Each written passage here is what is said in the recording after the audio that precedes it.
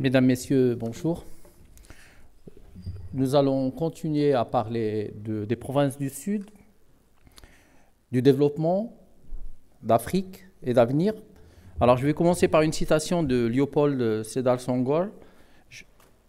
Il a dit « Je dis qu'il n'est pas de paix armée, de paix sous l'oppression, de fraternité sans égalité.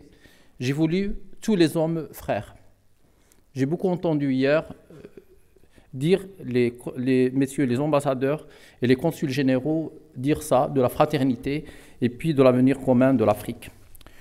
Aujourd'hui, l'Afrique n'a personne à rattraper et ne doit pas courir sur les pistes qu'on lui a tracées, mais esquisser son propre chemin qu'il se sera choisi. Les Afriques du futur seront probablement contrastées. Chaque région et chaque pays suivra un sentier de développement en fonction de spécificités démographiques, territoriales, sociales et économiques. Mais tous doivent converger vers une maison commune et interdépendante, dont les piliers sont la souveraineté totale, collective et la prospérité partagée. En 2050, c'est une année qui revient chez tous les spécialistes. 2050, le PIB de l'Afrique pourrait égaler celui de l'Union européenne. Et il est 10 fois moins aujourd'hui, tandis que sa population comptera 2 milliards d'habitants. Celle de l'Union européenne stagnera à 500 millions d'habitants. Une moyenne d'âge en Afrique à 15 ans. Celle de l'Europe sera de 52,3 ans. Et puis le taux d'urbanisation en Afrique atteindra 60% pour une classe moyenne de 1,4 milliard d'habitants. Aujourd'hui, l'indice de développement humain en Afrique est seulement de 0,675. Nous espérons qu'il puisse atteindre celui de la Corée du Sud, qui est de 0,914. Aujourd'hui, le taux de chômage en Afrique est de 25%. Le commerce interafricain ne dépasse guère 15%. Le déficit commercial est abyssal, il est de 51%, et les modèles économiques sont tous tirés par la demande intérieure et les exportations des matières premières. Il faut réinventer l'Afrique.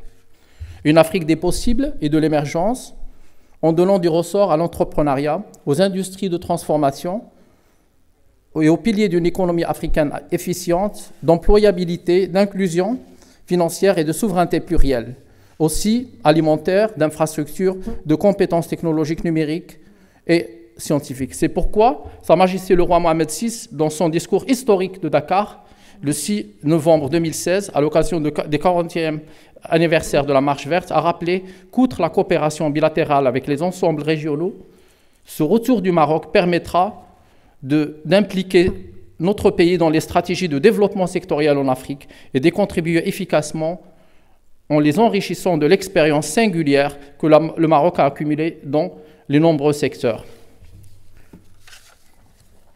Le roi du Maroc et le peuple marocain tendent la main à tous les frères africains sans contrepartie ni calcul politique pour faire ensemble du temps présent la semence et du temps à venir le fruit d'une prospérité commune.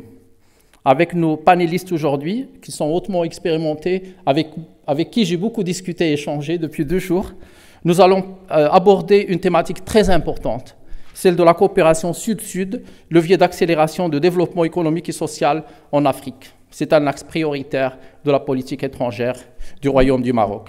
Plus de 1000 accords de coopération bilatérale en 20 ans.